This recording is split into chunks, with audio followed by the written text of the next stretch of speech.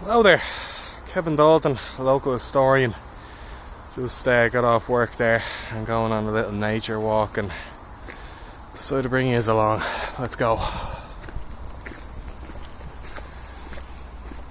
So, it's been a while since I posted up to the YouTube channel. Apologies for that, just life gets in the way, but look, sure we're back. I just decided that I put up a different video today, and it is a history video, also with a bit of religion to it as well, and hopefully this story can inspire you as it has me. I came across the story about 5 years ago, and the story is the story of Saint Maxmillan Kolbe, aka the Saint of Auschwitz. I'm putting this up today because it's actually his feast day today. And anyway, here we go. So, Maxmillan Kolbe was born in Poland in 1894. And at 12 years old, he had a vision, a remarkable vision, where none other than Our Lady, the Virgin Mary, came to visit him. And he said that night, he asked her if she came to him with two crowns. One was white, the other was red. The white one said that he would persevere in purity, and the red one that he'd become a martyr. And he said that he'd choose both of them. So straight away, he dedicated his life to God and the Virgin Mary, and he became a priest shortly thereafter. In 1914, the First World War broke out, and his father, bear in mind, Poland was part of the Russian Empire at this point, with parts in Germany and the Austrian Empire. He was in the Russian side. And what happened was, his father actually joined the Germans to fight against the Russians. And Kolbe wasn't involved in the war, but towards the war's end, his father was executed as a traitor. And this had a really profound effect on Kolbe. You know, it really upset him that his father was executed by the Russians. But he didn't give up. Throughout the period of 1918 to 1939, now known as the interwar period, Kolbe went across the world spreading the word of God. He set up a monastery. He went to Shanghai and set up a monastery in Japan before he returned to Poland in 1936. It was there that he set up a monastery and a printing press and set up his own newspapers, which were sold weekly. The tragedy struck as on the 1st of September 1939, the Germans invaded Poland, and on the 18th of September he was arrested in his monastery. Now the Germans turned around to him and they said, I can't remember exactly what it's called off the top of my head right now, but they had this system in place where you had to declare who you were. Now bear in mind, his father was an ethnic German. Ethnic Germans were on top of the list, and then at the bottom were all the undesirables. We all know who those people were. Kolbe refused to sign, which put him in a very precarious situation. And not only did he not give up his publishing, which was against what the Nazis wanted, he was also hiding undesirables, aka Jews, in his monastery.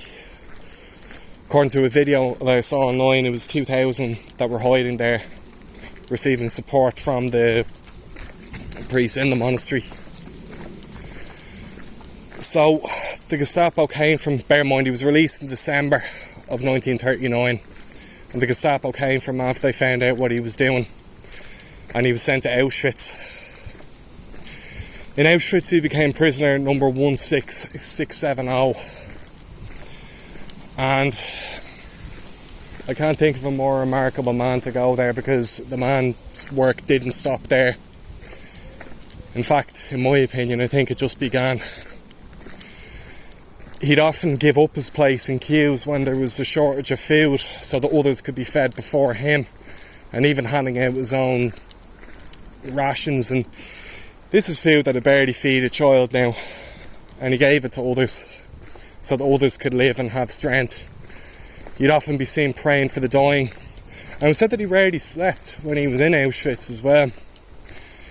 What he'd often do is he'd often go through the bunks and pray for people who were mourning the loss of loved ones, who were dying, who were just in utter despair, and he encouraged them just to keep going and engage in meditation and prayer with them. So I honestly can't think of a more special man, a more brave man, a more honourable and noble man to be with you in such a perilous situation.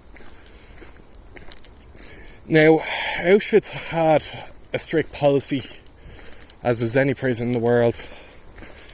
There's to be no escapes.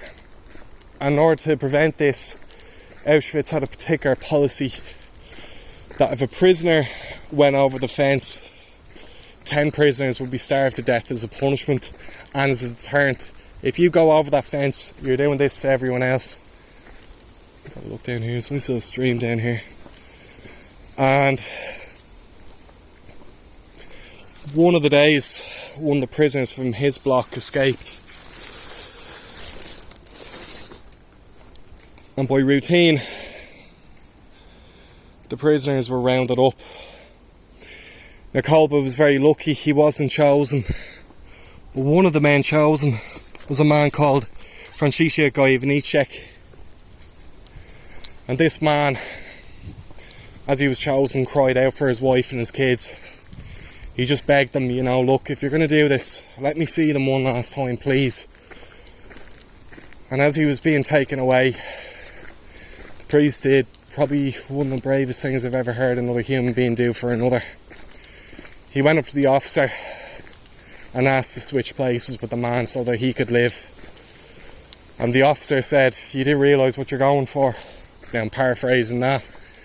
And he said, "The man has a wife and kids. Let him live." So the officer decided to accept his proposal. Gajowniczek was so thunderstruck by what he heard that he said he could only thank him with his eyes.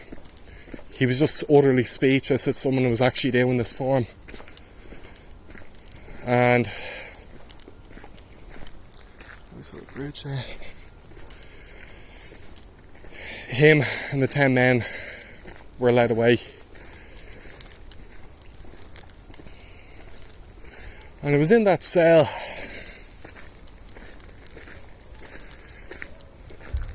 that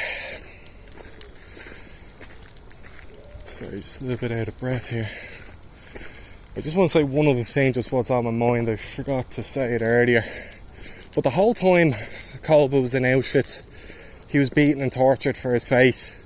And all he had to do was renounce it, and at least the beatings would stop. There was one incident where you had to carry a very, very heavy bag, and bear in mind he was extremely malnourished at this point. And when he collapsed, the guards beat him and sentenced him to 50 lashes. But what they said was, they said that all they ever got from this man was love. Yeah. It was just love. There was no bitterness, no resentment, despite of what they were doing to him. And anyway, we'll fast forward to the cell. So the 10 were led to an underground bunker, stripped naked, and given no food or water. And in the whole time, Kolbe didn't give up on them. He led them in prayer and meditation, so at least they'd have some comfort in this diabolical situation they found themselves in. And I was reading in the YouTube comment section in the video that I was watching about him, which is very good. And in this comment, your man was saying that often when prisoners found themselves in this situation, as you naturally would, they'd scream in panic and they'd curse the officers that were doing this to them. But this one case was different. It was something different. And it was said that the officers, as they walked by the cell and looked through the window to check up on the prisoners, the Kolbe would often be seen kneeling in prayer and standing facing the officers and smiling. Again, just nothing but love. Nothing but love despite what these people were doing to him. And in the end, he was the last remaining prisoner after 2 weeks. And the officers finally came to the conclusion that they needed the room. They needed to put more prisoners in there. It was taking too long. So what they did was an officer named Bock. Now I don't know if it's a famous Bock. Actually, that was a general I'm thinking of, sorry, so it wouldn't have been him. But one of the officers finally executed him by injection, and he didn't give up. He stayed kneeling in prayer and gave up his arm to his murderer. And in the end, Kolbe passed away, and that was on the 14th of August 1941, which is actually today. It's the exact same date, 2023, 82 years later, and still his tale lives on. Still his legend lives on of what this man did.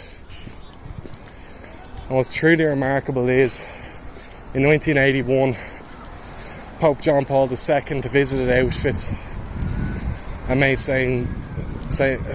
Maxmillan Kolbe the saint of Auschwitz, and he also called him the saint of our difficult century.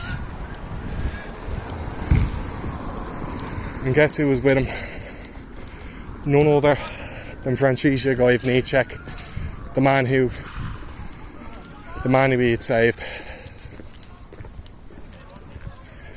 And it just goes to show just what a remarkable human being. What a remarkable human being. I can't think of anyone else in history like him, just so honourable, so noble, so courageous. And that's all I want to say today. Just that he truly was an absolute legend. And thank you, St. Kolbe. Thank you for what you did, and thank you for being an inspiration to me and to many more. And please share this and keep his memory alive so that others can have hope when there is none, as he gave those brave men and women. Anyway, that's going to do it for today. This is your host, Kevin. And if you liked what you saw, please hit like, share and subscribe. I'll talk to you later. Take it easy.